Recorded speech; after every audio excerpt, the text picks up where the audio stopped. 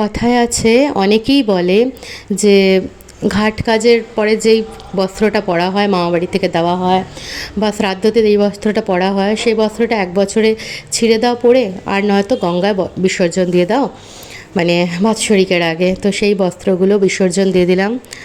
একটা বছর হয়ে গেল, সে মানুষটা যে নেই সেটা আমি ভালো করে বুঝতে পারছি, পুরো পদে পদে বুঝতে পারছি। মানে মানুষে ভাবে না যে বোঝাই গেল না, কিন্তু আমি বুঝতে পারলাম, প্রত্যেকটা দিন প্রত্যেকটা ক্ষণ বুঝতে পারলাম। যাই হোক, নখ ছোঁয়ানো হয়ে গেল। আগে মিশ্র মুখার্জির হচ্ছে, তারপরে আমি করব। আগে অ্যাকচুয়ালি ওকেই পাঠালাম, এরপরে আমারটা হয়ে যাবে। তবে আমারটা করার আগে আমার একটু কেমন লাগে, তার কারণ হচ্ছে পায়ে কেউ হাত দিলে পরে কেমন লাগে। তার একটাই কারণ, কেউ বড় যদি পায়ে হাত দেয় না কেমন, কিন্তু রিচুয়াল এটা করতেই হবে।